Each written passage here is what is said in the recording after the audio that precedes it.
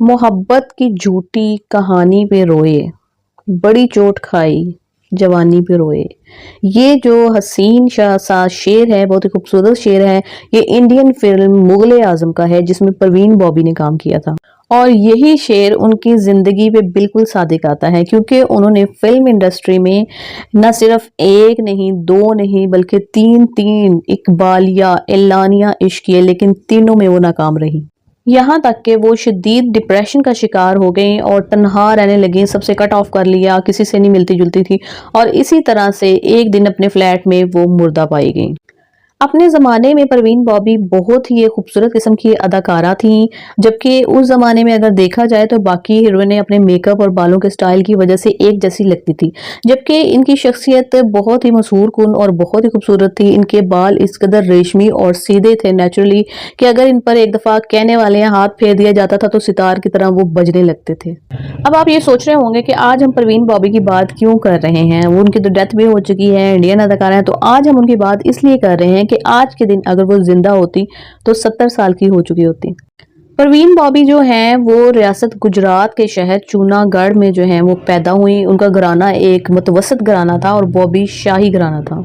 उन्होंने अहमदाबाद के Saint Xavier college से जो है ना अंग्रेजी शोबे में, अंग्रेजी अदब में ग्रेजुएशन किया था। और शुरू से ही उनको मॉडलिंग और एक्टिंग का बहुत ज़्यादा शौक था, ग्लैमर में जाने का शौक था। अब चूंकि वो अंग्रेजी अदब पढ़ती थी, अंग्रेजी अदब की दिलदादा थी, तो उनका रहन सहन भी कुछ उसी तरह का था। वो अंग्रेजी ड्रेसिंग और इस किस्म की पर्सनैलिटीज को पसंद करती थी और खुद भी वही वेयर करती थी। तो एक दिन बड़े मशहूर फिल्म साज और हिदायतकार थे B.R. शाह, जब उन्होंने उनकी पर्सनैलिटी को देखा तो उनके जहन में जो नई फिल्म की एक हीरोइन का खाका था उस पर बिल्कुल पूरी उतरी। तो उन्होंने उनको वो ऑप्शन दिया कि आप मेरी इस मूवी में काम करें। तो परवीन दुरानी की पहली फिल्म चरित्र थी, जिसमें उन्होंने एक हीरो सलीम दुरानी जो कि इंडियन के मशहूर क्रिकेटर हैं उनके साथ उस फिल्म में काम किया। तो चरित्र मूवी जो थी वो बॉक्स ऑफिस पे कोई हिट ना हो सकी ना, लेकिन उनकी जो अदाकारा थी जो परवीन बॉबी थी वो हिट हो गई और एक अपनी छाप छोड़ गई तमाम लोगों के जहनों के ऊपर।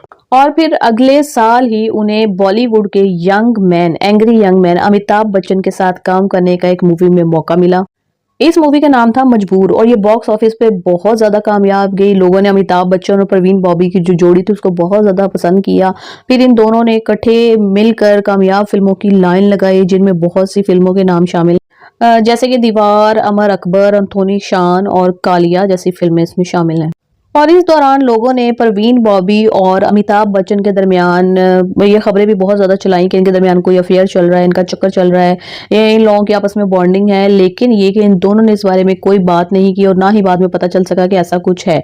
इन्हीं दिनों में परवीन बॉबी जो थी उनका एक अदाकार डैनी के साथ जो है ना अफेयर हुआ और बहुत ज़्यादा मशहूर चला और 3 से 4 साल तक ये अफेयर चलता रहा। 3-4 साल के बाद ये स्टोरी खत्म हो गई। फिर इनकी जिंदगी में एक मशहूर और खूबसूरत अदाकार कबीर बेदी आ गए।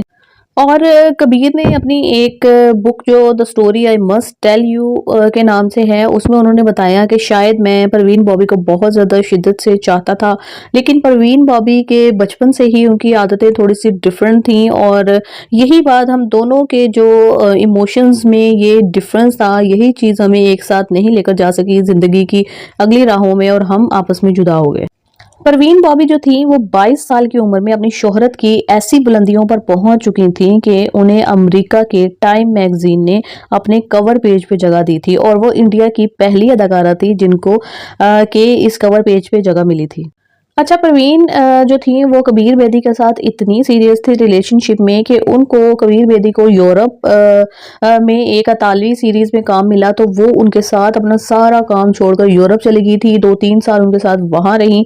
लेकिन फिर जब इनका रिश्ता नहीं चल पाया, इनके रिश्ते में दरारें आ गई, मुख्तलिफ किस्म की मिसअंडरस्टैंडिंग्स आ गई, तो फिर ये वापस इंडिया आ गई। और जैसे ही वो इंडिया वापस आई तो उन्हें दोबारा हाथों हाथ लिया गया और बहुत सी फिल्में उन्होंने साइन की, काम किया। उनमें बहुत सी मशहूर फिल्मों के नाम ये हैं: अमर अकबर, एंथोनी, सुहाग, काला पत्थर, दी बर्निंग ट्रेन, शान, कालिया और नमक हराम।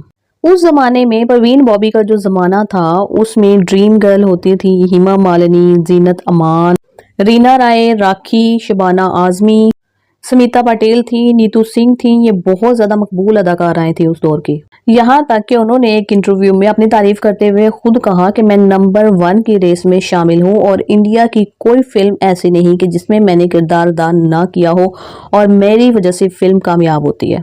इसके बाद महेश भट्ट के साथ उनकी कुर्बतें बहुत ज़्यादा बढ़ने लगी थी, लेकिन महेश भट्ट चूंकि पहले से शादीशुदा थे इसलिए इन दोनों के दरमियान ताल्लुकात बहुत ज़्यादा आगे नहीं बढ़ सके।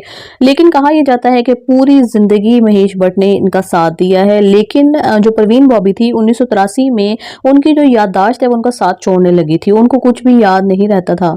महेश भट्ट कहते हैं कि 1979 में मैंने परवीन बॉबी का एक ऐसा रूप देखा था जिसने मुझे हैरान कर दिया। जब मैं इसके पास गया तो ये चाकू लेकर कमरे के एक कोने में बैठी हुई थी, बहुत ज़्यादा डरी हुई थी, बहुत ज़्यादा सहमी हुई थी। जब मैंने इनसे पूछा तो इन्होंने कहा कि कोई मुझे कत्ल कर देना चाहता है, इसलिए मैं यहाँ पे बैठी हुई हूँ ताकि मैं उस पर वार कर सकूँ। वो कहने लगे जब मैंने उसका हाथ पकड़ा, उसको सहलाया तो वो नॉर्मल हो गई और मेरा हाथ पकड़कर बाहर आ गई।